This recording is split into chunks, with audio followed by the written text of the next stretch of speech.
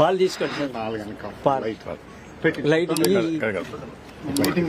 లేదు లేదు లేదు కొద్దిగా ఏం కాదు సార్. ఒక్క నిమిషం లేదు తాగుతారు పాలు తాగుతారు.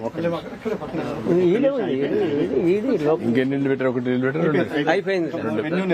టెంపుల్ తర్వాత రెండింటి ఏ పాలు తాగుతావా? పాలు ఇంకా రా.